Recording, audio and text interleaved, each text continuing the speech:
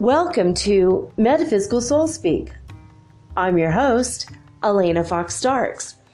Hey guys, I hope that whenever and wherever you are in the world listening to this recording of Metaphysical Soul Speak, the podcast, I hope that you are doing everything you can in your power to not rely on any other human being for your livelihood, for your life. Because even though at the moment it might be great, you never know what the future holds. So self-sufficiency and self-reliance always is a really, really, really good idea. And I'm talking about this tonight because I just had a long conversation with my buddy in Detroit. His name is Lamont. And he was saying, that he says, to be honest, I've been antisocial lately. I'm an introvert, but I've been so leery of even trying to date or get into a relationship because of what could happen. And I guess he had been in the past in a situation where his woman made more money, so she paid the bills for a while. You know, he had married her so that she could get her citizenship. They were dating for a while, and he's like, well, let me just marry you. You know, she was Nigerian. She didn't want to be deported back to Nigeria, where it's very hard to live and very violent place. So he was in the situation for a minute, and now he's not. He's divorced. But he said, God, it was so nice. But then when you get reliant on someone else, you just kind of stop believing in yourself, right? And you stop really trying hard. And I was in the situation, I was married 13 years, and for the first 11 years I didn't work. Then I ended up getting my own business, and I started making money from home, and then I got another business from home, and then I was like, I want to go out of the house and work now that both kids were in school. So I was able to stay away from home for a few hours a day and make good money, and it kind of broke down the relationship when I became more self-reliant. When I came home with a car that I paid for with my own money and a cell phone I paid for with my own money, my husband stopped trusting me, which was weird. It was like, why are you trusting me less now that I'm pulling more money in and it's for the family? You know, I started actually pulling my weight, and I ended up paying for half of the bills in the house. Like, I was buying all of the groceries and all of the stuff for the kids. I bought all of their clothes. I bought all my clothes. And all he had to do was pay for the mortgage and half of the bills. So we were kind of more even, right? And it shifted and changed the balance of the relationship. I mean, that coupled with his brain cancer that nobody knew he had kind of ruined the relationship. But, you know, God bless him.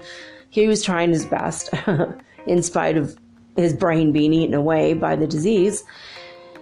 It's just one of those things, though. I mean, I've been put in that situation a couple times where somebody wants to do something for me, and then I become reliant on them doing that thing for me. And it becomes very uncomfortable. Like many, many years ago, my ex-boyfriend and we were together about 2 years, and he had a house behind his mother's house on the same property. And it was nice having her there, and it was nice, even though she was kind of a crazy person. She was very hot-headed. She was a former alcoholic with that wet brain, angry, constant, like angry drunk energy. But she was surrounded by animals, and that was like her therapy, was to have animals. And it was nice because he and I could take off for a weekend and she would watch our animals because we had, 2 dogs and a cat. And our animals loved her animals. And it was just, we lived on like an acre in the city. And so it was a huge land and a lot of animals. And it was nice having her there, but she insisted on buying our groceries. And she loved to shop because that was her only son and her baby of the she had 2 kids. He was a baby.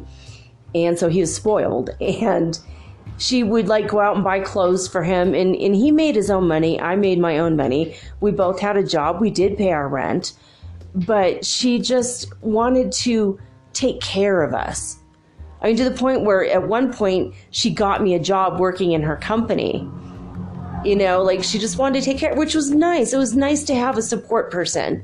It felt really wonderful. But at the end of the relationship, when we broke up and I moved out, the first time I went to a grocery store, I went into a state of freaking shock. I hadn't been in a grocery store in almost 2 years. And it was like such a weird experience. Like, what the hell? Like, I didn't even know how much money things cost. I didn't know if I even had enough money in my purse. I just had lost touch with that part of life, which drove me crazy because I realized how spoiled I had been. It was wonderful to have someone do all of the work for me, as far as going to the grocery store and doing the shopping. I had gotten to a point where I really hated going to the store. And even when I lived in the States before, even in Detroit, I would go to the store. I bought a freaking enormous refrigerator, side-by-side freezer refrigerator. It was a used one. I paid $750 for this massive, like $2,000 or $3,000 refrigerator. If it had been new, it would have been thousands of dollars. Because I hated shopping so freaking much that I would go and buy like a month's worth of groceries in advance and just pack my fridge because I hated shopping. And so it was so nice to have someone in the past, that did that for me for 2 years. And I'll never not feel grateful for for that time. But the fact that I was not 100% self-reliant, I felt kind of dirty. I felt a little weird about that, like what the hell was wrong with me that I got myself in that position? It was so weird. And I think it's important for us to always do our own stuff, like even if you don't have the time and you don't want to spend the energy cleaning your house and you need to get a maid, at least in the times in which the maid's not there, pick up after yourself, right? I mean, I'm constantly having to clean in my house. I've got a teenager who's just chaotic as hell and he's messy and he doesn't focus on what's around him because he's in his mind. He's like me. We're both the mad scientist professor types. And when you have this kind of a mind, you don't see your outer world at all until it's too late and you open your eyes one day and damn, I have to sweep. I've got to do my laundry. Oh my God, my house is a disaster. So I have to constantly try to remind myself that I need to do dishes every day. I need to keep it up, and I could afford a maid here, but I tend to try to do it all myself now because I hate the idea that I'm relying on other people to the point where if I don't have that person in my life, I feel completely lost again. So I like to occasionally have a maid come in and clean, but then it's just like a one-time deal. I don't want a contract. This is just the way it is. I think it's better. I think it's better to have a self-sufficiency level. When I lived in Detroit, I was looking into all of these books and I bought a bunch of programs learning how to create a garden in a very small space, like a vertical garden, like up against a wall. And I had plans to build a greenhouse inside my house or on the side of my house so that I could go from my house to sit not outdoors, but in the greenhouse where it'd be nice and warm. And then that would provide more heat for my actual house. And so I was thinking about growing my own food. It got to that point. And when I was looking at these plans, there was a lady who had grown her own food in her front yard, and she had a really good looking vegetable garden. It wasn't, it wasn't repulsive to look at, but I guess someone from the city got wind of it, and she ended up in jail for growing her own food. And then it became illegal in many places in the U.S. for people to grow their own food and be self-sufficient.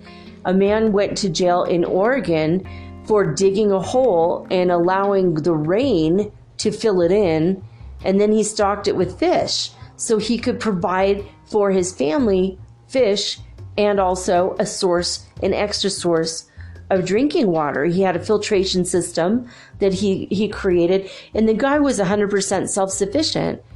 And I guess the city didn't like that, or I guess the municipality got angry that God provided him with his food and with his water, and he was growing his own vegetables and stuff, but which wasn't illegal. But the fact that he provided extra water for his family, I don't understand why that is, why the governments are cracking down on self-sufficiency. Because back in World War II, having a victory garden meant you are a true patriot. Having your own garden in your own yard, that showed that you actually gave a crap about the United States, that you care about your country. And neighbors would grow, different foods from you, and then you guys could exchange, hey, look, I've got, 50 zucchinis. I'm only going to eat 2 of them. So now everyone in the neighborhood gets free zucchini. But guess what? My neighbor, she's bringing me eggplant and tomatoes. You know what I mean? It was like kind of a beautiful exchange. And I don't understand what's going on with the United States, but I'm glad I live in Ecuador, and I've been looking at little bits of property just outside the city because you're allowed to grow your own food here. It's allowed. Water doesn't cost much, and actually it rains every single day. You don't even have to water a garden here because God does it for you, but the reliant energy here is strong, and I love that, where people are self-reliant. I mean, literally in the Constitution of Ecuador, it states that you have a right not to be lazy. I mean, that's kind of a mind F, right? You have the right not to be lazy. It's kind of like a tongue-in-cheek thing, but it's kind of like, dude, you have to not be lazy. You have to do your own thing and rely on yourself. And you know what? Men and women work here. It's rare even here to find a woman who does not have to work outside of the home. It's rare to find a housewife that gets to stay home with the kids. When you go into a hospital or a clinic, half of the doctors are women. I don't think that there's more men. In fact, it seems to me like there's a lot more women. In fact, there's more women in charge, and like my kid was telling me yesterday, he's like, when there's a lot of effed up things here. Like there's a lot of violence towards women. A lot of men are cheaters. There's, it's in the culture. It's really disgusting the way that women are treated here. But when women are feminists here, they really, truly have their priorities straight. They've got their heads on straight. And it's really encouraging to see that. And it is for me too. And I was talking to my friend. I said, I want to provide my own home for myself. That's my biggest goal right now. And I'm trying, and I'm probably going to start writing articles and putting money away so that I can do that. And, making my investments. I've got stuff in the stock market and Bitcoin and all that, but it's not enough right this moment to buy a house. But I think soon I will be able to.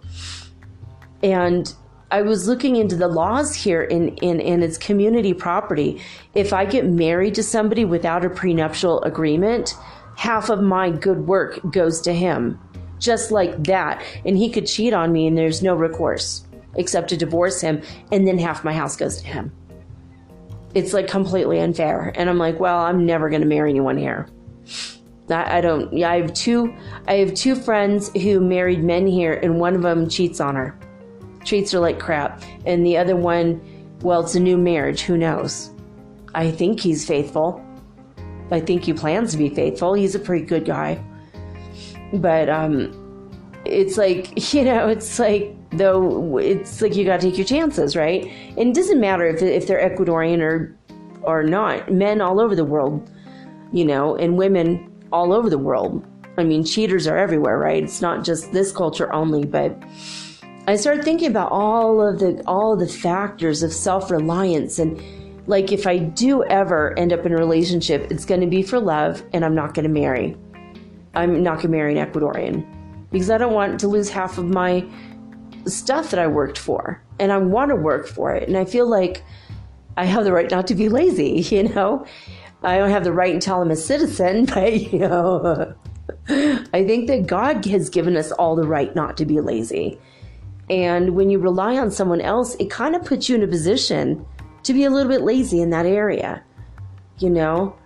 And if you're not being productive somewhere in your life, that can be very damaging to yourself, because then you stop trusting yourself and you feel like maybe you are unreliable on a subconscious level. You start to feel discouraged and a little bit hopeless.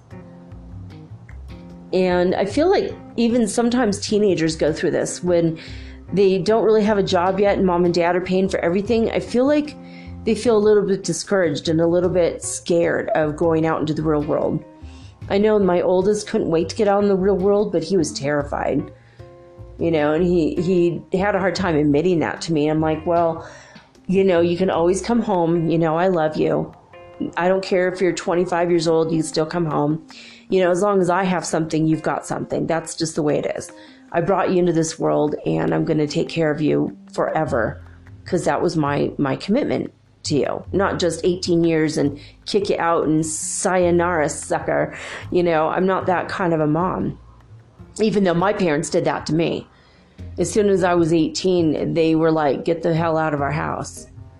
And I ended up homeless for like 3 months in the snow. So, I mean, I know what that feels like. It is freaking horrible. You know, I stayed in a little tiny motel, and it was like $100 a week. And it was like, I got free breakfast, and that was, some days all I got to eat was that free breakfast, which was a piece of toast with a little bit of peanut butter. And some days, and I was in university full time, and that's all I had to think on was like one piece of bread with peanut butter. It was horrible. It was horrible. And I had a job, and I hated the job, and I had to quit because the boss was so mean to me. And before I found another job, it was hard. It was really hard. You know, but that self-reliant thing, once you have it and you have that in place and you know that you can trust yourself 100%, that makes you a better partner to your partner. You know, it makes you a better person to the other people in your life. And it gives you a sense of accomplishment, and you feel like you can do anything. You could conquer the world, is the feeling you get. And your children, when you have them, look up to you. You know, everybody in the community kind of respects you, even if they don't say it. So being self-reliant, it's like super important. It's one of those things that I cannot stress it enough. And be reliant in the ways that you can. I mean, don't grow a garden in your front yard and go to jail. But there's no law that says you can't put a light bulb that has the energy of the sun inside your basement, and you can grow your own tomatoes down there. Or it can't, you know, there's no law that says you can't put a little tiny greenhouse in the backyard and grow your own food. In fact, if you've got a wall that faces the sun most of the day, then you could put a vertical herbal garden, you know, just do something that where you're going to feel like you're okay and you can rely on yourself. You know, because I think about, you know, there's so many weird disasters going on right now in the world, especially in the United States, that, I mean, what if the food trucks stop delivering to your local store? What the hell are you going to do then, right? And you have to have a way to collect rainwater in case the city cuts off your water. You have to flush your toilets. You've got to drink, right? You got to drink water. So I think about this stuff a lot, and I thought about it a lot more when I lived in the U.S. And now that I'm kind of in a cushy situation for the next 13 months anyway, where the government's giving me money, but I know in 13 months I've got to be reliant again on me. I don't have anyone to fall back on. I don't have a rich husband, and I want to have a rich husband someday, but not because of his money. I just don't want a man to rely on me for money. But I want to make my own money, and I want to be able to meet the relationship as a true partner. So that's my goal now, is just to be completely self-reliant. I want to grow my own food. I want to be able to wash my house, wash my own clothes. I mean, for years, we took our clothes to a laundromat. But in South America and Central America, most of the laundromats, they do your clothes for you. So you just drop off your clothes, and 4 hours later, bada boom, bada bing, everything is clean.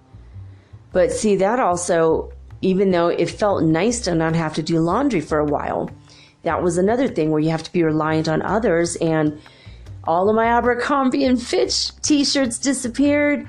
All my Aeropostale, all of my actual designer stuff disappeared.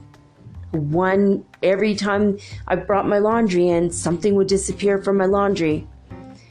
And it was just like, and I saw my friend came one day. He was using the same laundromat as us. He showed up in these really weird pants. I'm all, what's wrong with your pants? And he was laughing. He goes, yeah, so my cleaning lady gave all of my clothes away to somebody else, someone who put in their ticket when I did, and she mixed them up. And now I have to wear some other man's clothing until he realizes he doesn't have his own clothing back. And he's like, I don't mind because his clothing is expensive, but I kind of want my old shirts back. And he was laughing about it. He's like, yeah, so I have to look like this until I get my clothes back. Like, how bizarre is that, right? So it's like, when you rely on somebody else, you leave them room to mess your life up. I mean, thank God he had the same size as this other guy, right? How crazy. So, I don't know. I just want to talk about self-sufficiency and self-reliance. I feel like if you trust in God first, and then you trust in yourself second, then everyone else you can, take them or leave them. Because your life will run smooth if you rely only on you, right? And sometimes we still have to rely on others. Sometimes, you can't just live in a vacuum. That would suck. Get it? Vacuum, suck. But we do also have to have a level of self-sufficiency. Work on getting your own place. Because what if your building goes co-op and now, or not co-op, but condo? If you're living in an apartment, you're paying normal rent, and suddenly the building goes condo, guess what? You just lost your place to live. My friend Lamont said he had a really wonderful apartment over in St. Clair Shores. He loved living over there. It was really high class, but the rent, he got in on a good deal back in the day, and he lived there for 10 years, and suddenly they shut down. They had to condemn the building or something. I guess something happened, and that was the end. They tore it down and put up condos, and he had to move. And he's like, I ended up buying my own house after a while, because Detroit's cheap to buy a house. I mean, the electricity and stuff is what's expensive, but like my house is only $9,000, and it's a mini mansion overlooking Malcolm X's mosque. I mean, there's a very good chance Malcolm X had sat in my living room at some point. And there was something about that feeling that it gave me such an honor, like a feeling of honor. Like, I really love Malcolm X. I had a great deal of respect for that man. And if you don't know who he is, really go rent the movie, go find this movie, and, rent it from Netflix or whatever. Malcolm X is an excellent movie, and he was a cool person. I mean, in the beginning, he wasn't. He was kind of a crappy person in the beginning, and he turned his whole life around because he went to jail and someone handed him a Quran, and he didn't ever think about religion. And no matter which way it came to him, he started believing in God and started realizing, wow, I am a reflection of my Creator to the world. And look at the example I've been setting for my fellow man. And I think about that when I think about self-reliance. Look at how, what is my example to my fellow man, Well, I would love to continue to just drink and do drugs every day. I know, I have 13 months. For me, the writing's on the wall. And this whole time I've been writing screenplays. I have been writing articles. I've been obviously now writing this show every night. I've been doing everything I possibly can to make myself a productive member of society. I'm giving to the world something that long after I'm gone, everyone will still have.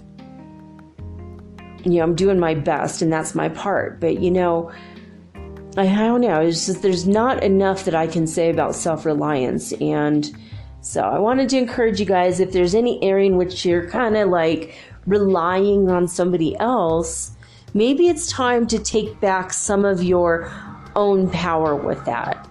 Now say you're a famous person and you're super wealthy and you do have maids, you actually employ people. There's nothing wrong with that because you're giving to society in a different way, right? Like I do plan on buying a house and I do plan on hiring maids and I do plan on, I'm going to have a pool boy for that pool, damn it. Because I don't know how to clean a pool. I mean, I know how to skim the surface for bugs, but I mean, like testing the water and doing the chemistry with I don't know how to do all that. So I will be able to employ someone and give them money, but I still have to be protective in other areas. I'm not going to just like drop food on the floor and not pick it up and wait for the maid to come back in a week. I mean, I'm not going to be that kind of lazy person. And I never have been. That I've met people like that. I knew a psychologist in Los Angeles that was like that. Like I went to her house because her son and I were like really good friends, and he was like, I hate this house. I can't wait to move. And he grew up in LA and he moved to New York because he's like, screw this. I won't have anything to do with my mom. I mean, she would drop food on the floor. She would like have a bowl of ice cream, knock it over and leave it. And she didn't even have a maid to clean up after her. She just left it. Like there's mold growing all over their house. It was so gross. And yet she would go and mentally counsel people for their mental health. It was so horrible. I was just like, oh God, it's like my house might be messy, but it's never food messes. I don't have food messes. I have like stacks of books, stacks of books, stacks of papers, it's just things relating to education. And then I get dust. We have this, as you can tell, we've got traffic all over the place outside, and the traffic it's pretty substantial sometimes, and we get a lot of yucky junk in the air, and so we get this black dust. Even though I'm 3 stories up, I can't imagine people on the 1st and 2nd floor, how their dust situation must be horrible. But I get, this, so I do have to, every day there's always like a thin layer of dust in here, even though for the most part our windows are closed to the street. But sometimes so that's my mess, is just, books and dust. But I do take care of it. I haven't had a maid in here in like 6 months. And I need to pull a maid in here for the deeper cleaning. But for the most part, I've been doing it myself, doing the self-reliant thing. And it does feel good, even though my house isn't as clean as it could be. I feel good about the fact that it is, cleaner than it could be, And the self-reliance, like relying on myself for that, it was kind of an exercise. I told my kid, we've got to do this so that we can feel good about ourselves. It's like an exercise in boosting your own self-esteem by feeling more competent. Anyways, I hope this helps in whatever way. Whoever needs to hear it, you're going to hear it, and you're going to hear it on a level that maybe I didn't even intend it. So there it is. All right, so disclosurenews.it today. They have 3 reports. The 10 o'clock in the morning UTC time says the new graph shows the first peak last night at 6 p.m., which reached 28 hertz, followed by a period of relative calm until 5:30, when a powerful spike reached 49 hertz. And then the 17 o'clock report says After the solitary spike previously reported, the activity continued but of low entity. Then at the 21:30 night report, they never have a night report, so this is what they said. The new graph shows what appears to be the beginning of significant activity. These movements started at 18 UTC time and are in progress. The highest value so far, 37 hertz. So that's pretty interesting. It's really starting to heat up in Italy, and I'm sure all of Europe is probably right around where it says in Italy. So that's good. It's good to know. It's possible, though, different parts of Europe have a different Schumann resonance, as we've discovered on Heart Math Institute. So here we're going to go to Heart Math right now. All right, so California started off at midnight at 30 hertz frequency and went all the way down to 0 by 4 a.m. on the Schumann resonance scale. And Hofuf, Saudi Arabia, started off at 109 at midnight and went all the way to just 107 by 4 a.m. In Lithuania, they saw values of 151 hertz frequency at midnight, and by 4 in the morning, it was down to 147. In Alberta, Canada, always a winner, chicken dinner, 306 hertz frequency at midnight, and it stayed the same 300 hertz frequency at 4 a.m. I'm sorry, went down 6 points, 306 at midnight, 300 4 hours later. And in Northland, New Zealand, they started off at 64 hertz frequency and went up to 68 hertz frequency. In Hululu, South Africa, they are reporting no values at all, still zeroed out. A Course in Miracles today, the lesson is 94, and this is what it has to say. I am as God created me. I am as God created me. I am as God created me. I am His Son eternally. That's what you should say. Remind yourself. You are as God created you. You are His Son eternally. You have to understand how important you are. Even though today's had a lot of discouraging energy, kind of lack of hope for the future energy was here for a couple hours. You have to understand that, you are as God created you. I am as God created me. True light is strength. Strength is sinlessness. If you remain as God created you, you must be strong, and light must be in you.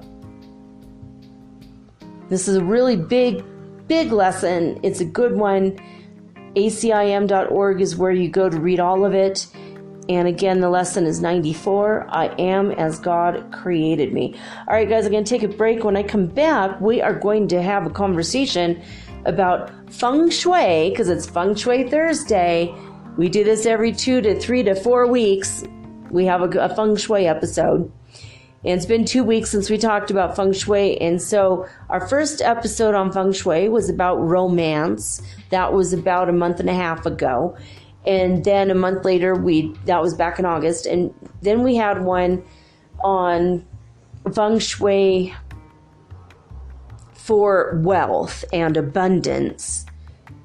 And now we're going to do this for family harmony. And that means whoever you're living with. It could be the family you created with your own body, or it could be your mom and dad or brothers and sisters, or your family might be your roommates.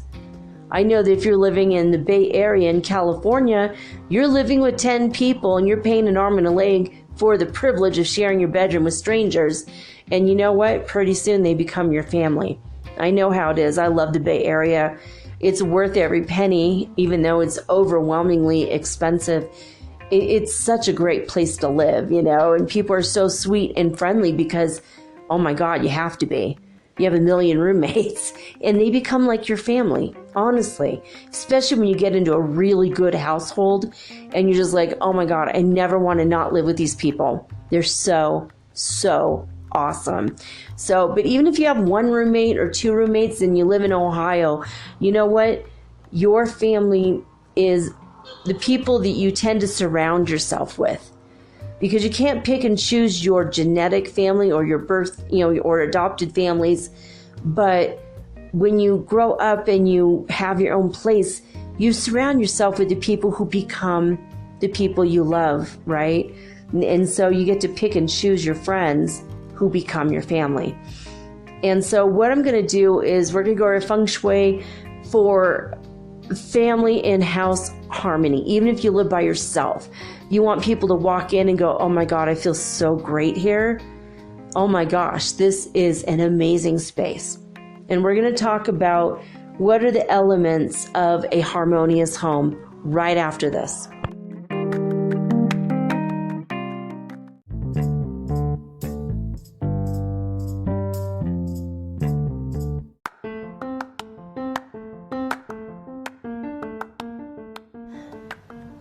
If you haven't heard about Anchor, it's high time you did.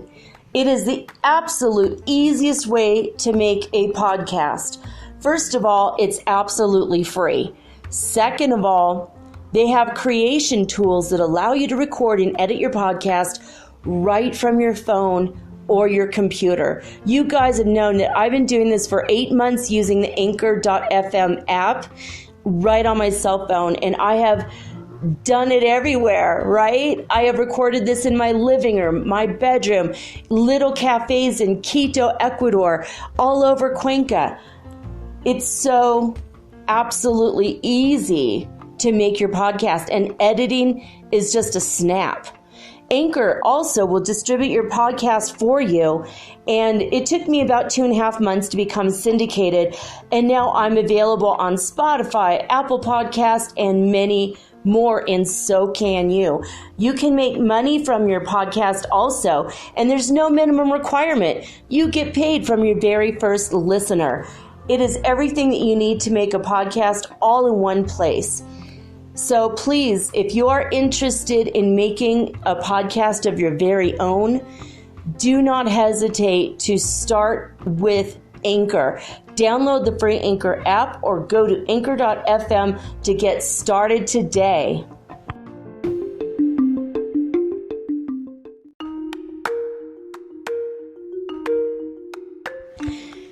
Do you ever wish you could look into the next chapter in your book of life and see what's coming next?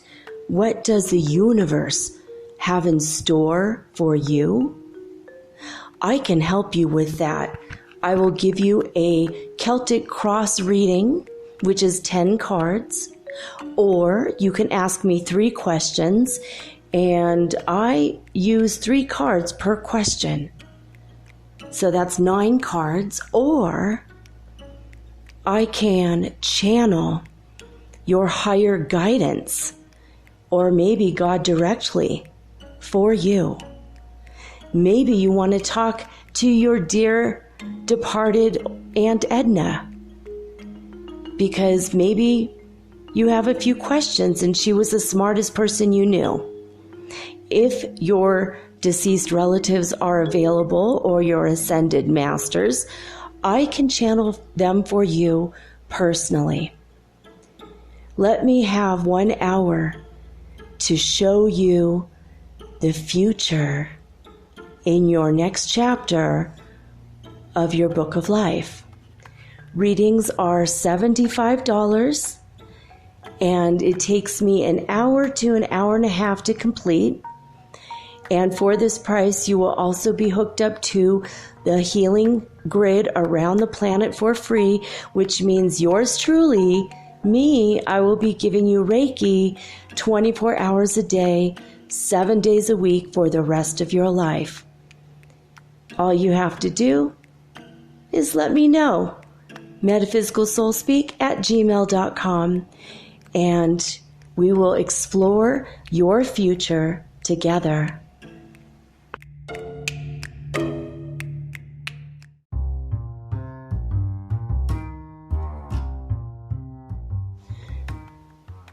Feng Shui Thursday, guys. let's hop right into it. Feng Shui to have a happy and harmonious home environment. Regardless of whether you're single, live with roommates, have a family, or maybe a family of cats. Meow. It doesn't matter. However you live, you want to have an environment that feels welcoming, warm, and inviting when you come in the door. You want to be able to just be like, ugh, and drop the weight of the stress of the world at your doorstep when you enter. It's like your sanctuary. They always say a man's home is his castle. Well, a woman's home is her castle as well. Okay.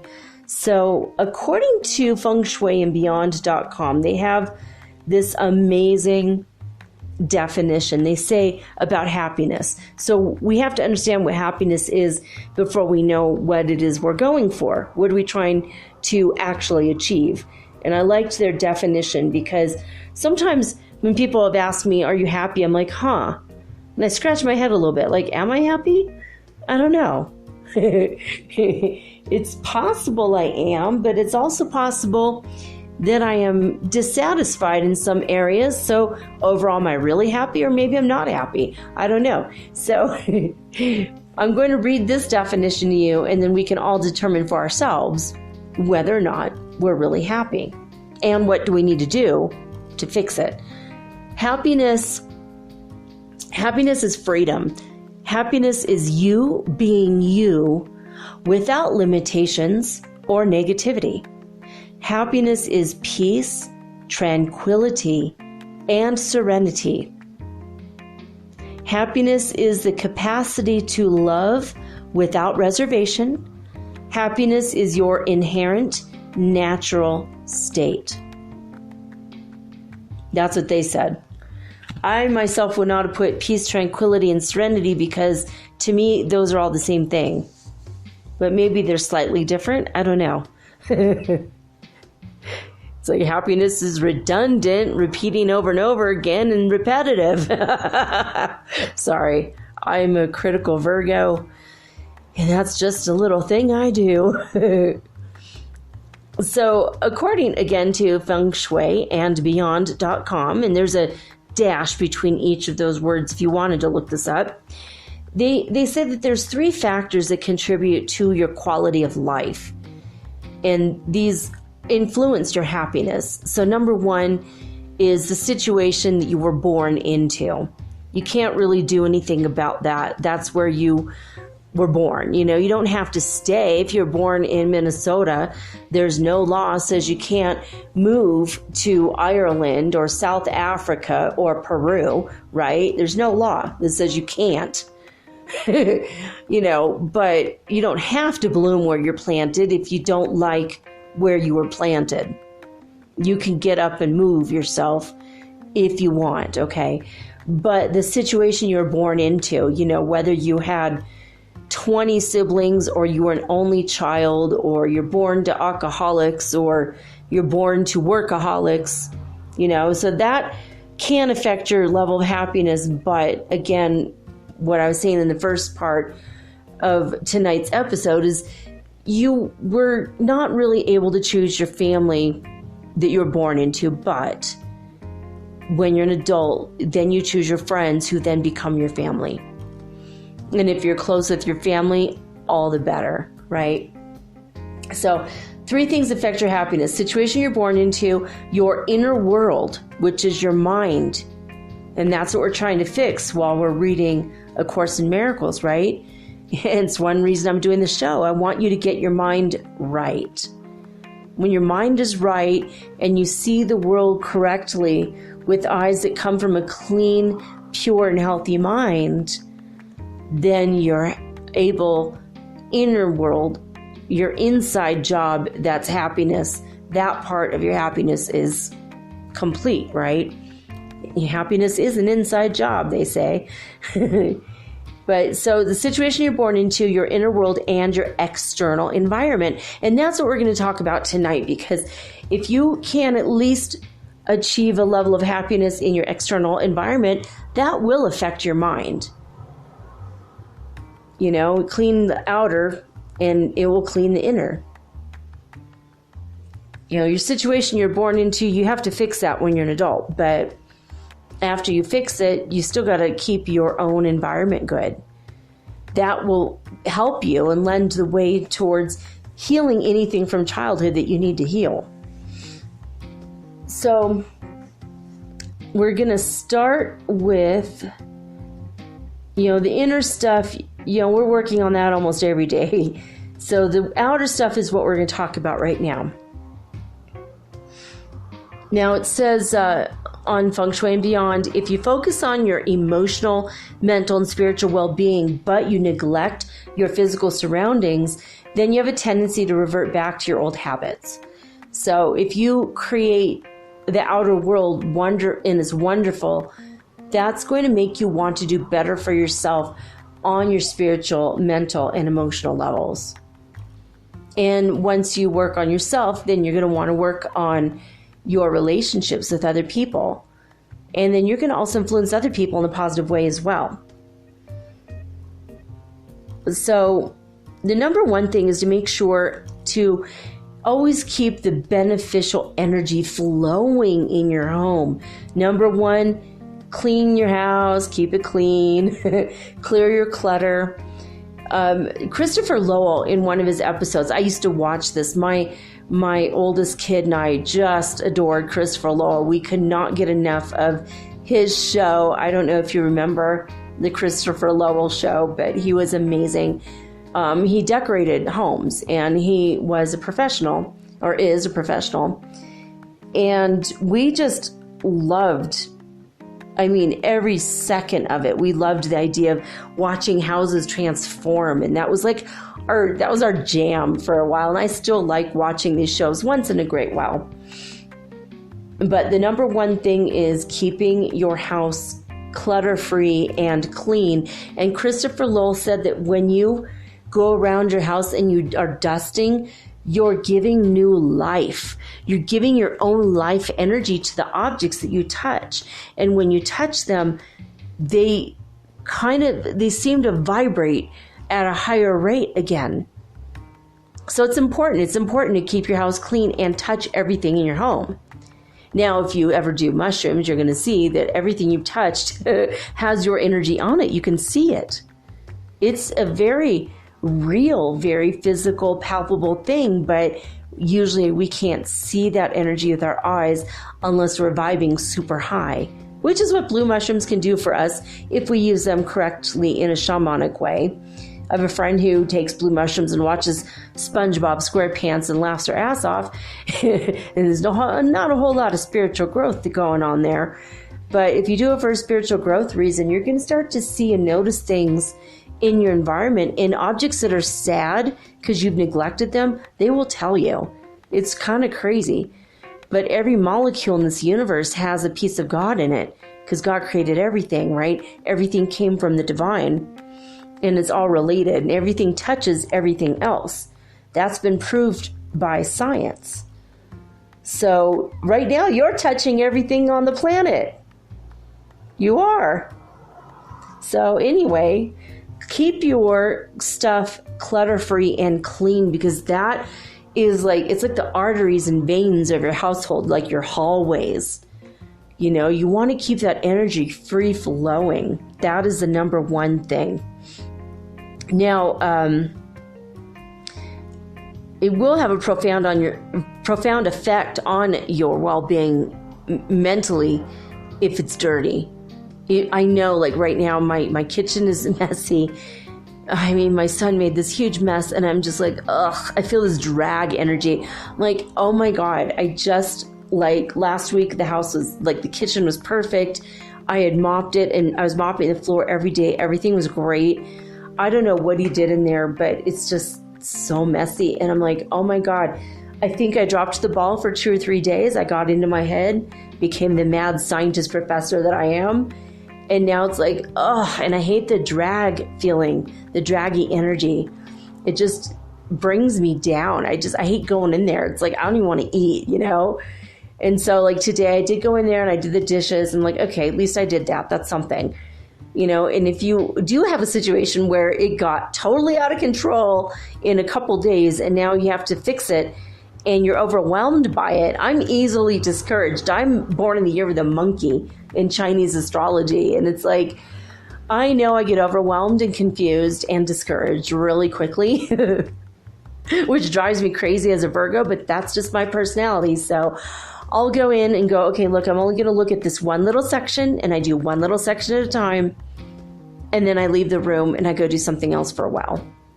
Close my eyes, listen to music, imagine it's clean, and then I'll go back a couple hours later and do another task. And that's how I can handle it. That's how I handle it. It's just one of those things. The clutter control is super important. The second thing is focus on your creativity and abundance areas of the Feng Shui Bagua. Okay, so again, that is your, what is the sector? Darn it. It's the southwest sector of your home. And that is where you're going to want to focus on, make sure it's clutter-free for sure. We talked about this last time. We talked about Feng Shui with, putting a metal dragon statue sitting on a pile of coins or goldfish that brings new life to that sector. And it does help. Putting even a potted plant, as long as it's kept wealthy, like healthy. You keep your plant wealthy by giving it water and adding the food that plants need every so often, right? Make sure that they have the energy from the sun as well. So let's see here. So make sure that the creativity and abundance area is it's strengthened, right? So put wood elements there.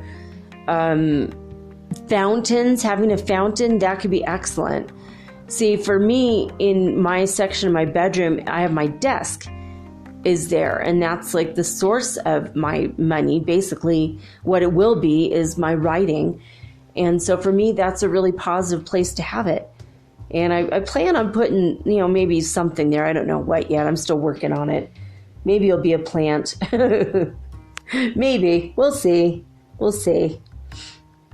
Maybe it'd be a goldfish. I got to figure out how much sunlight goldfish need, though. And by the way, make sure that you know how to take care of an animal like that before you get it, because if it dies in your wall sector, I think that might be bad feng shui. Just thinking out loud, spitballing there. So, but make something super creative. And make your home environment playful and whimsical. Even Christopher Lowell, he used to say, you always have to have one piece in your home that is whimsical. Whether it's a piece of art that's just completely outrageous, even if it seems out of place, it's something where you walk in and you kind of laugh with delight because it's like, what? Something amazing and outrageous can actually boost your happiness levels, right?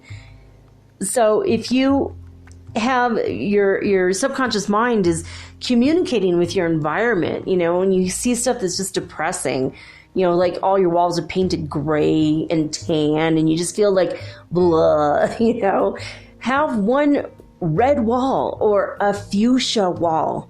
Have a room where you just walk in and it's just like, what? It's all plants and the walls are freaking bright pink or fuchsia or purple or something insanely vibrant, like a deep, deep blue. I've seen some blues that are raised, they just raise your vibration immediately. Even lavender. My mom even had a room painted with a color called Blue Fox Frost. And you could go to Walmart and see this color. You could just ask them to see a paint chip, a Blue Fox Frost. It will blow your mind. This color is like surreal. It's otherworldly. In fact, my mom had her craft room was Blue Fox Frost, and I went to visit her in New Mexico. And even though her whole house was really nice. And our kitchen was whimsical. She painted everything in cow patterns. And it was like, and she had like a cowboy like theme with cow stuff. And she just was like, I just have to have a delightful kitchen. When I walk in, I feel so happy. And that was her thing. That's what she liked. And then she moved to another house that was bigger and really nice. And she had her dining room. She put a huge wall. It was a village of Tuscany. And it was like wallpaper, but once you have it on, it looks like a photograph of Tuscany. And she said, I live in Italy. Every single night I eat in Italy. I mean, look at this wall. And then she had one wall that was red in her kitchen, and she did the Fat Chef theme. So she had like really huge like cookie jars. She gave all of her cows away to her friend. And then she redid it, and she would reinvent herself every year or so. Her kitchen would be brand new stuff. And that's what that was like how she found her happiness, was decorating and redecorating and re-energizing her home with bits and feelings of creativity and whimsy. I always thought that was wonderful. I thought that was cool. Like when I lived in Magalia, and I painted now I live in an apartment, I can't paint the walls, but when I lived there, I painted my bathroom. So like when you walk in, you're underwater and you're looking up at the golden light of the sun. My ceiling was gold, and my walls were the deep, dark, crusty energy of like being in the ocean. And I had a mermaid theme. I had a mermaid fountain in there. I had everything. And I painted my cupboards like the cupboard handles had little sections, and I painted them like jewels, like red, blue, and then I had a copper energy, and it was just like a treasure chest with mermaid stuff. And then you were inside the ocean, and that was the guest bathroom, and that's where my children took baths when they were little, and they could imagine they're swimming in the ocean, and that was like super magical for them, right? At least I hope it is. I hope it's a fond memory. I hope they remember this someday. But I like that playful thing, that environmental playful thing. And right now where I live, I've painted my furniture. My desk is wild. I'll have to take a picture when it's completely done, because every little section of my desk I'm painting a different way. But I even have a stool that I painted that I have in my room that is painted like a red mushroom with white spots. And it's super whimsical. It's like you would never imagine. Like you walk in here and this is a really nice apartment, and then you walk in and, oh my God, look at that stool. It's so crazy. I think that everyone needs a piece of whimsy in their life.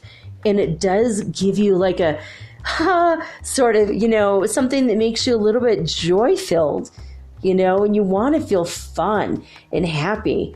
And you want to be reminded of your childhood. And you have to have some vivid colors. You don't have to paint your whole house in vivid colors, but have a little section of your house where you're just like, that's that cool energy. And that's going to make you smile every single time you are near that. Incorporating moving objects gives life to a space. Putting wind chimes just when you open your windows and let that cool breeze come through in the evenings, that brings life into your house, right? And when you have the wind chimes, it reminds you of that life. It becomes more tangible because now you can hear it as well as feel it on your skin. And that brings a bunch of life into your space. And that is so important. But having wind chimes, even in the winter when everything is locked down, right? You have plastic on the windows and there's no freaking airflow at all, except when you open the door and the snow is blowing inside. A lot of you have that situation. There's those candles that when you light them, there's like a little moving part. So as it heats up, it starts to spin. That's something to bring into your home that will give more life to your environment, especially if you're single and live alone. That's like, it brings more joy to you. Also, there's those cats, the Chinese cats that have one paw raised up, and it has like a perpetual motion. You move the the arm of the cat, and it will just keep going for hours and hours. That brings life and good luck and good energy into your space. I mean, if you put even a windsock or a weather vane on top of your house and you could see which way the wind is blowing, that's kind of exciting. At least I think it is. You can even put like a little tiny thing that will move with the wind on top of your mailbox, so that your postman, every time he comes to your house, he'll smile. And so he'll deliver your mail with joy in his heart and a smile on his face. And then that energy gets transmitted to your home as well. So letting sunlight stream into your home, according to Feng Shui and Beyond.com, is another way to bring that life. It brings such a vital role in health. Sunlight actually kills germs. Did you guys know that? If you have say you have a pair of old sneakers in the back of your closet and there was a water leak and now they smell, spray them with Lysol and put them out in the sun for a couple of days. The sun will kill the germs and they won't smell anymore. So then you can wash them afterwards, but the sun will kill all the germs. It's so important, and it keeps our bodily rhythms, our glands and hormones regular. It will even lower your blood pressure to get that vitamin D. And it activates and enhances the chi energy in your body as well as in your home. It's good for cats. If you have ever had cats or dogs, they lay in the stream of the sunlight. So keep your curtains open and keep your windows clean. That's really important. The windows are the eyes to your home, right? And if they're cluttery, when you look out, you're going to feel depressed. And I live in an apartment building 3 stories up, and I've been sitting here going, how am I going to clean the outside of my windows? They only do it once a year. In fact, I don't even know if they do that in this building, because they've never cleaned these windows since I've been here, and I don't know how people do it. But I've been thinking about buying a long squeegee on a pole, because I want to have clean windows inside and out. In fact, I do squeegee my window inside my bedroom. You know, sometimes we get condensation buildup and I just squeegee it. I just clean it. And it's like, oh yeah, it feels so good to look out of a clean window. So letting the sunlight in and keeping your windows open energetically is very good feng shui to create harmony in your home. Keeping your windows open and letting the air come in is so uplifting to your emotions. It's clarifying to your mind, clears out the cobwebs, and then also bringing natural elements into your home. It gives you a psychological connection with nature. You know, just to have like a tree branch hanging from your wall, or putting stuff in your home that has that elemental nature. Now, dried flowers is a symbol of death. Do not keep that in your home. That's what I'm talking about. But if you have a tree branch and you could paint it, maybe dangle some lights from it, it kind of has that natural feel. Or even a real tree in a pot, as long as it's healthy and you can keep it alive, that will bring really good feng shui. Everything needs to be balanced. So don't have like one giant nightstand to one side of the bed and no nightstand to the other side. Even if you're single, you should have 2 nightstands, and they should be the same exact nightstand. They should match each other. If they don't match each other, they should at very least be the same size. Especially if you do end up having somebody in your home in a relationship with you, it's very, very important, because it helps both parties to feel balanced in and of themselves. It's super, super important. All right, now there's something else here. I don't know if it was this one about, there was this one website I found. I'm looking this up now. Oh yeah, this is very interesting in redlotusletter.com. Red Lotus Letter, it's all one word. There's no spaces or dashes. if you want to look it up. They say if you ensure family harmony with a vase in the mother or woman sector of the house, which is the southwest, this is where all of the good luck for the family will reside. So put in a very harmonious vase, something that you like. It doesn't have to be a white vase with flowers if that reminds you of your grandma or your aunt. You don't want to put something that reminds you of someone else. You want to find something that's uniquely you.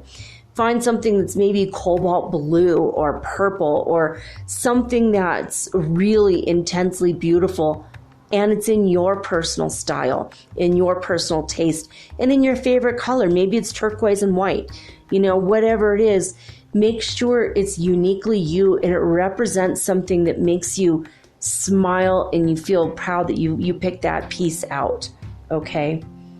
So, but something that's large, like an urn or a vase, will symbolize the mother energy, whether you're single or not. You want that nourishing caretaker energy in your home because it'll make you feel comfortable, okay?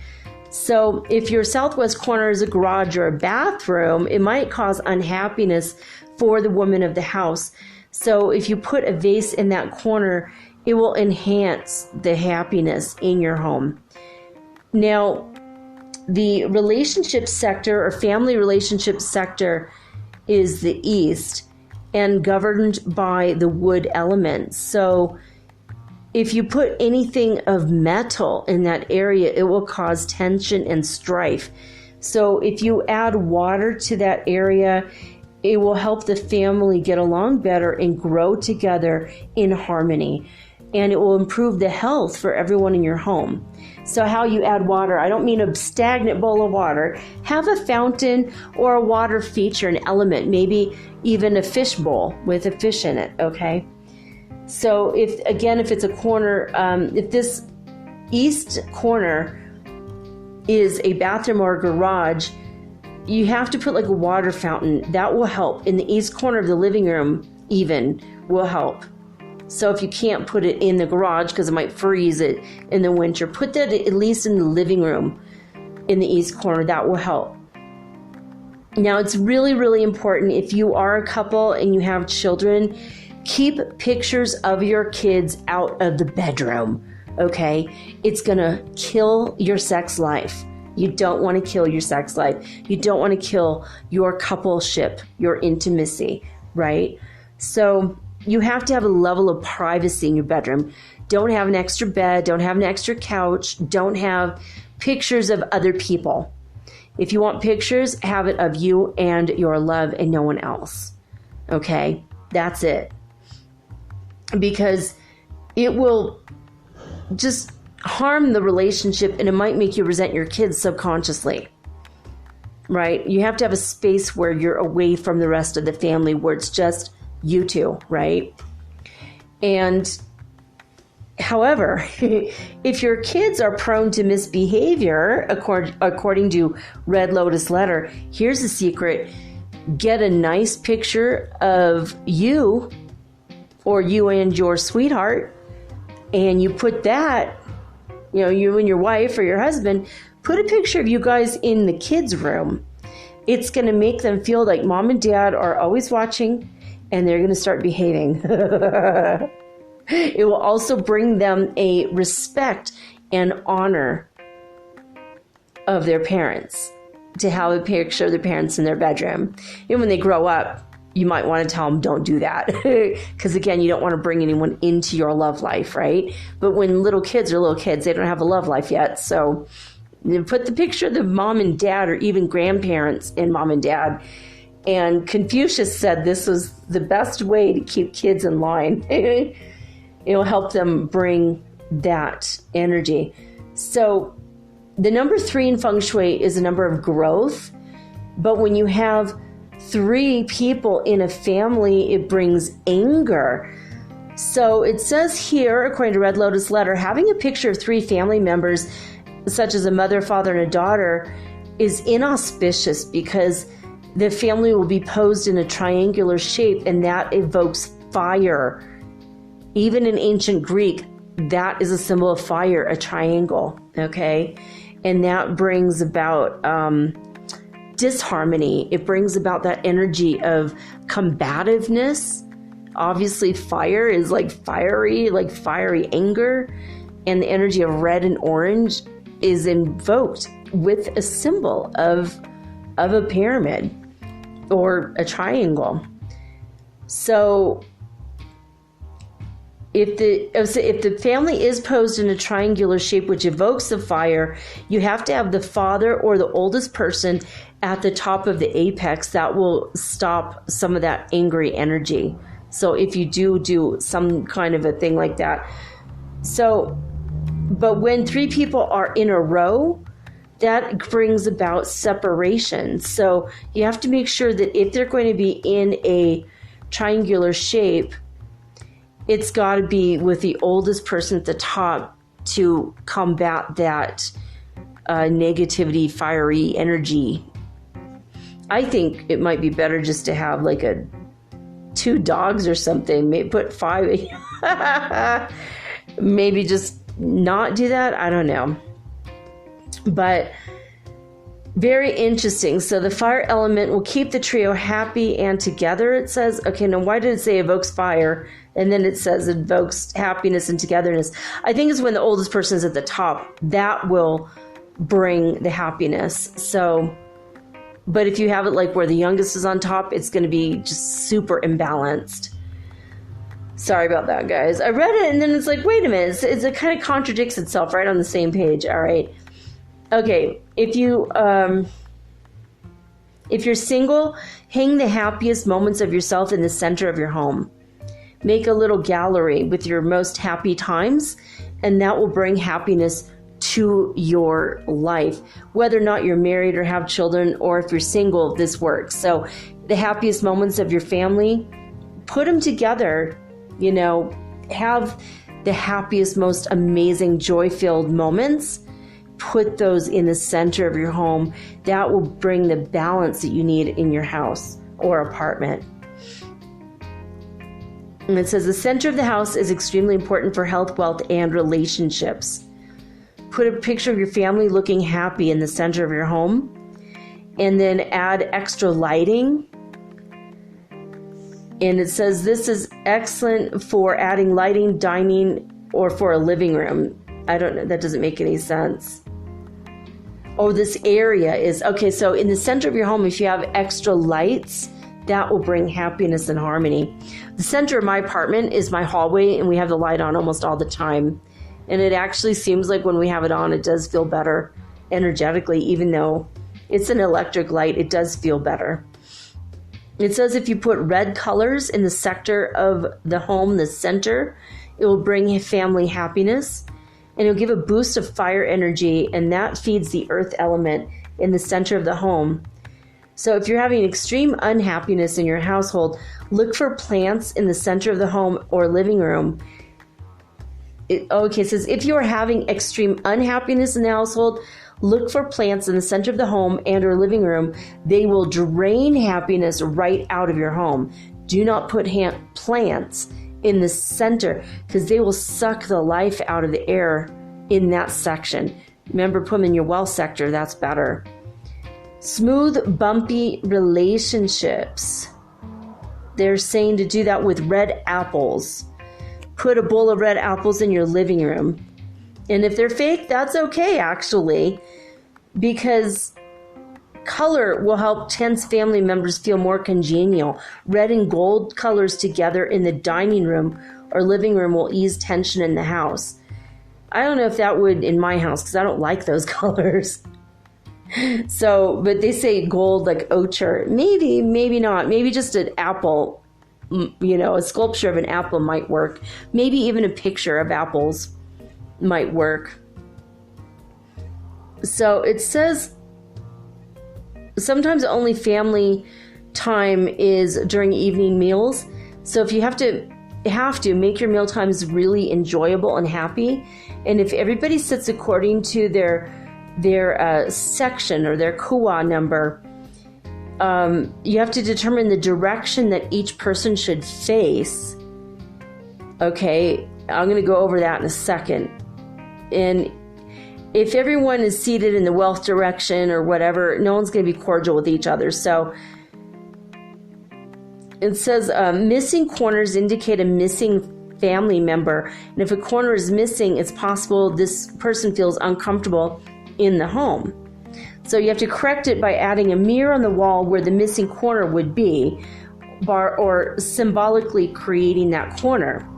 You could do this with a garden, a large boulder, a heavy object where the corner would have been, or a light pole, probably like a lamp that's tall.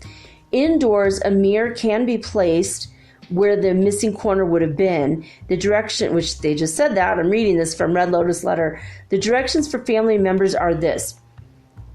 Now, I'm going to say this is very heteronormative and cisgendered. So, when I say father, the person who has the more masculine energy of the two of you, whether you're both men or both women or a man and woman, I would say go with the feel, the energetic gender feel of the person versus the actual, because this is very cisgendered, heteronormative.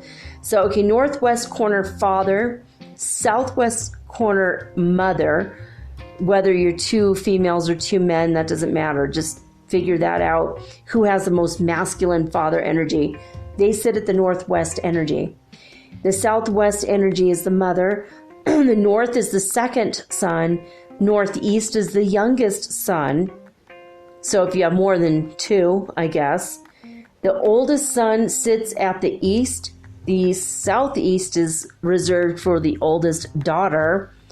And the second daughter is at the south, and the west is for the youngest daughter. So depending on who you have in your house and where they are, you got to figure out where everyone's supposed to be sitting, and that might create a more harmonious home. So protruding areas of the house can enhance the person associated with a particular corner. So if you have a protruding area, well, you might have a benefit there. And you might want to put a mirror in the place where the person doesn't have a protruding corner if they feel left out, possibly, right? It's a very weird article here, but okay, now I'm going to go to a place called The Spruce, thespruce.com. That's the SPRUCE.com. So what they say is, if you put a feng shui fountain in the east area of your home, this will bring benevolent chi to your family. You know what? I said southwest earlier. I need to correct that. I actually meant the east, or the southeast is where your money sector is, between the southeast and the east. I was thinking west because I'm thinking where my sun comes up, and then I realized, the sun rises in the east. I can't believe that. I'm so dyslexic. I'm so sorry about that. I do mean east, east, east, east. Where the sun comes up is where your treasure is. East, always east.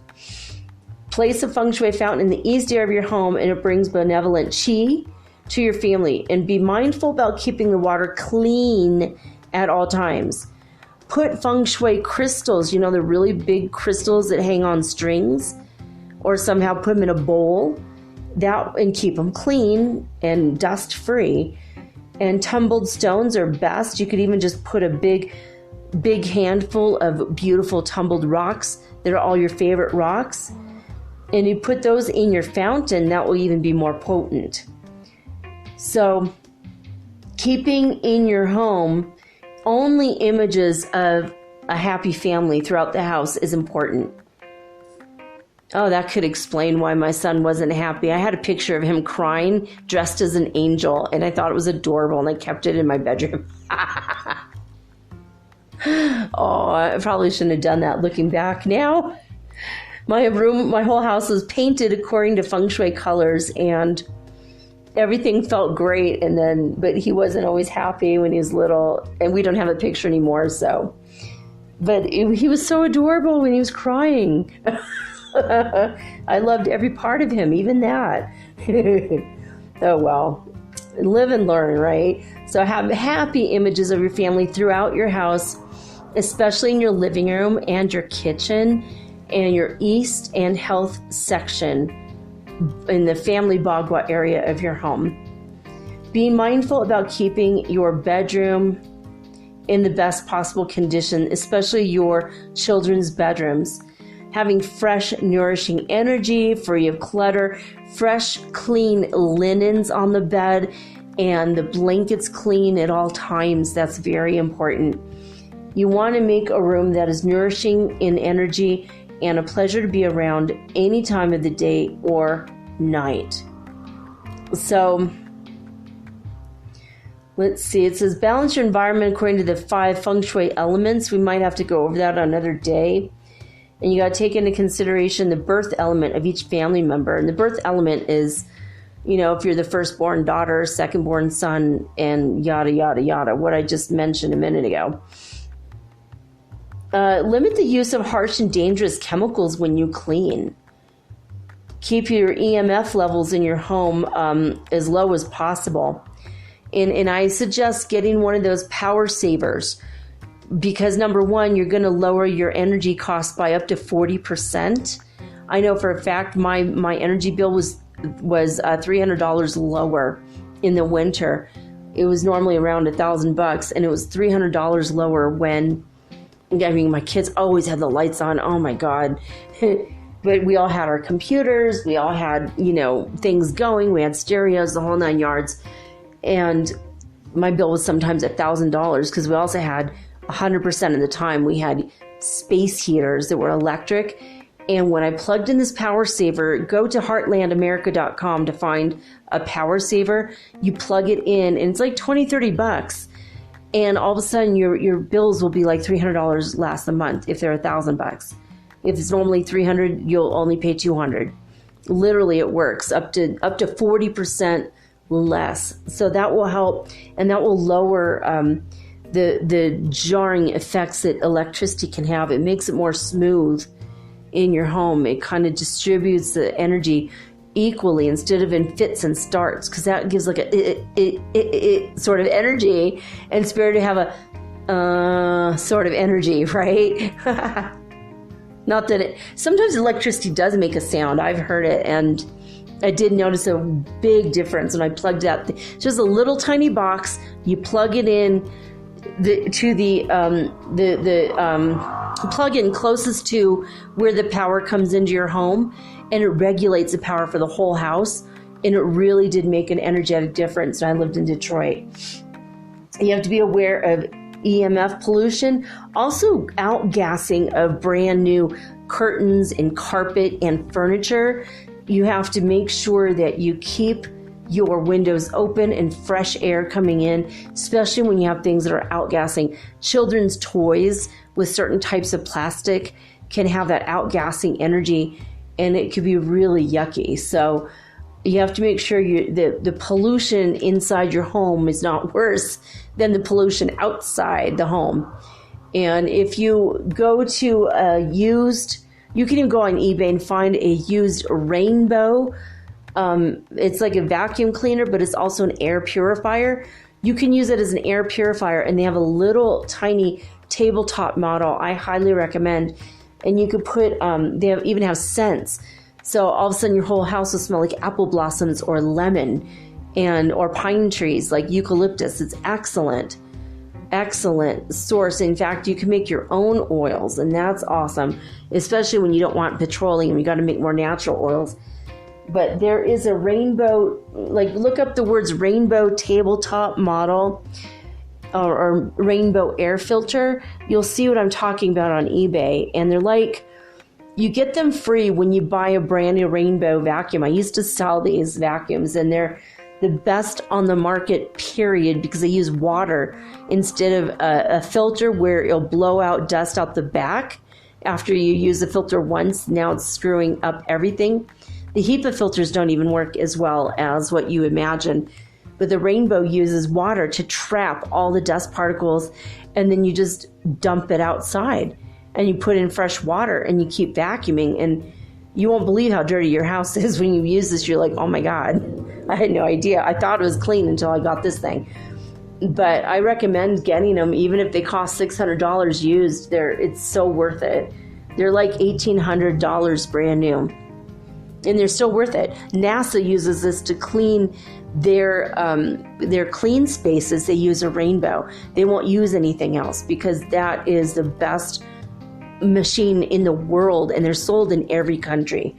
So I highly recommend it. Just even get a tabletop air filter model, and uses water to filter the air, and it's really pleasant to have around.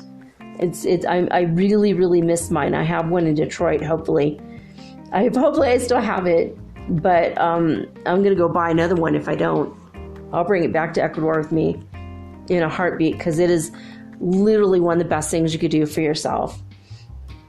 But if you buy a vacuum, you get it free, or you can just buy it for $20 on eBay, because people don't know the value of it and they sell it all the time. So you have to feel that your home is loving. And so everything you do in your home, everything you place in your home has to have a loving energy. If you have a really old crappy couch because your grandpa left it to you when he died and it smells weird and you don't like it, throw it away. Just throw it away. Don't even make it a dog couch, okay? I have people in my life who have had dogs and they have like a dog couch, that's where the dog sits, right? But, if it drains the energy because it doesn't bring you joy, then freaking get rid of it. You deserve better than that, okay? Even having like having plastic stuff in your house can bring your energy down. Natural elements, wood, like in my east sector, my well sector, it's a wood element. I've got my wooden desk and my wooden chair. It's not brown. It's not brown at all. I actually painted it all kinds of crazy colors. And I put quotes from my favorite people on it because I'm a writer, so I like quotes. Well, that's it's still wood, and it's in the well sector, and then the tabletop is green, and color money. And that's might be why my investments are paying off. Actually, the more I think about it, but using color for good feng shui also is helpful. And some people like 4 or 5 different shades of white, and that could look very classic and chic. But if you make sure you're nourishing your inner child and your inner joy and your inner creativity, and you honor your happiness, when you do feel moments of happiness and bliss, take photographs, put that in the center of your home, because that's going to really, really help. Like my friend from Saudi Arabia told me once that he loves to have my children over in his apartment. So when I was with him in his apartment, he's like, get your kids, get them to come over. I don't want them watching TV alone, next door, even though they were just right next door. They felt like they wanted to be alone sometimes. Well, my oldest did. And he's like, I like to have the kids here. I'm like, really? Because most people don't ask me that. Even though my kids are good and they're wonderful kids, they always have been. Ever since they were born, they've been great kids. Very rarely, if they ever threw a tantrum, it was never in public. It was always at home where they felt comfortable doing so. But they were always very loving to other people. I always tried to raise them in a way to be super loving towards others. And, and they have more emotional intelligence than I do. Thank God. They took what I gave them and ran with it and went farther than I did. And so I feel good about that. But he's like, in our culture in Saudi Arabia, we always invite plants and animals and children into our world because it brings life. It brings life to a space. And when you have life, you have joy and you have beauty. And that's what brings the happiness. He says, I hate being alone in my home. And that's why I'm always asking you guys over when you have lively conversation. And in the center of his living room, he always had, that's where we ate our meals together, and we sat on the floor together in a big circle on a cloth. He always had put like a fresh sheet. And sometimes it was like paper that we would sit on, like a paper sheet, and then we'd throw it away at the end. And sometimes he'd have like a sheet, like a cloth. And we would just sit together in a big circle, and he served our dinner in a round plate, because it's in Saudi Arabian culture, it was like the energy of continuing. It's like a forward motion, and yet nobody gets more than anyone else. And so you imagine, like, if it's a piece of pizza and it goes to your knees to the center of the plate, that's how much food you get. Or like maybe between your knees and the center, it's not that wide, but that's how they determine, who gets what. And then you kind of know where your angle is. It's really interesting. But we loved it. We would sit there and eat, and you can eat with your hands or you can eat with a fork. I always used a fork because I'm a Virgo, but a lot of the guys would just sit and eat with their hands, and then they could wash up after. But that created a harmony in the community because a bunch of people would eat together. And sometimes we would go over to our friend Muhammad's house, and we would eat in the center of his living room. And they always talked about how conversation brings life to the apartment. And I just loved being in these spaces because there's so much harmony and love between these guys. They became, even if they just met each other because they're going to school together, because they were all there for university and I helped them with their English, they actually had this harmonious environment of so much love and camaraderie and like brotherhood. And it was really incredible to be a part of that community for a while. And I noticed that, but they all said, oh, we love your kids. They were always buying skateboards for my kids. They were always like, hey, I bought this t-shirt, doesn't fit. Maybe your kid wants it. And I always kind of knew they just wanted to buy them gifts because that was their way of showing appreciation for our friendship. And I was like, you guys don't have to do that, And then when I would bring food, they would get mad. They would say, well, we're the men, we want to provide for you. I'm like, yeah, but like, I'm a grown woman. I have my own money and I want to provide for you guys sometimes. And they'd be like, okay, fine, but don't do it again. And then they'd laugh about it, because that was their culture. But I loved their idea that kids and they had birds, they had pet birds, and we were always playing with the birds. And they would always say, this is like, a symbol that God loves us, like through this animal, this creature, and that brought life to the space. And I loved that. I loved that so much. And they took such good care of their birds. And then, once a week, everyone gets together and cleans the space together. Even if they didn't live there, people would clean the space. And of course, they get mad at me when I try to clean the space. They wanted to take care of me 100%. Which was sweet. It was so beautiful. I loved it. But I was like, come on, you guys, let me pitch in. They're like, no, because number one, you're a woman and we have to protect the women, and you have children, we have to protect the children in our culture. And also you're older and we're younger, and the younger ones have to do the work. And I'm like, okay, fine. So it was wonderful being in the culture, but it drove me crazy that I couldn't just go over and do dishes, And my friend Jihad would always be mad at me for doing the dishes in his home. He's like, I told you no. I'm like, yeah, but I want to do something nice for you. You're always doing something nice for me. And he's like, well, give me a ride to the store sometimes. I'm like, okay, perfect. And then he would give me gas.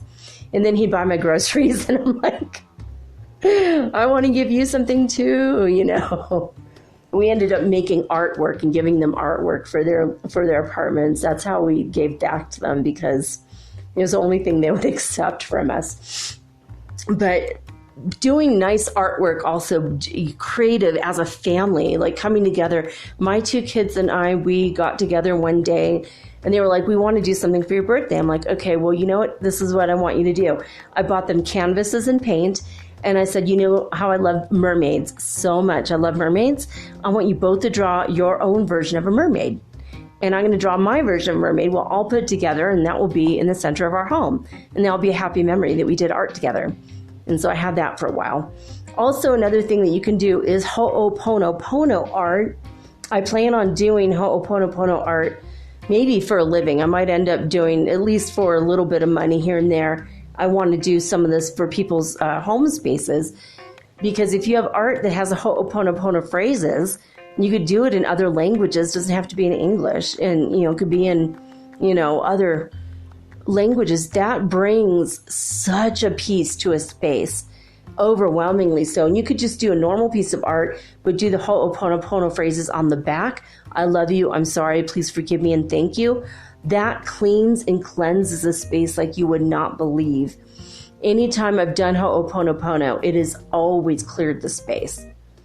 Like when I've had problems with neighbors in an apartment building a couple different times, I would put a Ho'oponopono art and they would either suddenly become harmonious in themselves when I put that art up on the wall that's a common wall between my apartment and theirs. And that always worked every single time. So consider that for sure when it comes time for creating harmony, not just in your own home, especially if you're in an apartment, but among your neighbors as well. And look up Bagua mirrors, Bagua. If you have negative neighbors, take a Bagua mirror that's being pushed out. They're either pushed in or pushed out. And put the Bagua mirror, so it's pushing their negative energy back to them. That will create harmony in 2 seconds, the minute you hang that up. And if you have the energy that's beautiful and harmonious from nature, put the mirror that's concave, where it's pushed in, have that facing the nature, and that will bring in the energy of the nature. And that will help you guys have a happy and harmonious home, whether you live alone or with roommates or with your family. This is definitely going to help. Anyway, I love each and every one of you. Thank you for being my listeners, and thank you for writing me at metaphysicalsoulspeak@gmail.com with any questions, comments, or anything at all. Just go ahead and write me. And let me know ideas for upcoming shows even. I love to hear ideas. I'm always open to hear it. As long as it's something to do with mental health, emotional health, physical health, or spiritual health, that's what we're doing here. Metaphysical ideas and even weird paranormal UFO stories. Oh, I love it. Even if you have anything to do with witchcraft, anything that's positive, I'm open to all of that. So spiritual, anything like that. All right, that's it though, guys. I'm done. I'm beat for the night. I will talk to you soon. I will be back tomorrow with all new and unique and original programming. But that's all I got to say about that. So I'm signing off with peace and joy and the high vibes of the holy fifth dimension. Until next time, guys. Peace.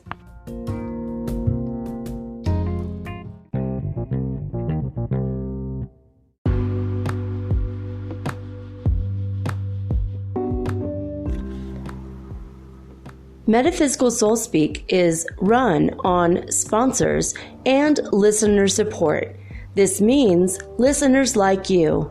If you are so inclined to support my efforts and my little podcast, please visit me at anchor.fm/metaphysical and pledge an amount of your choosing today. Thank you.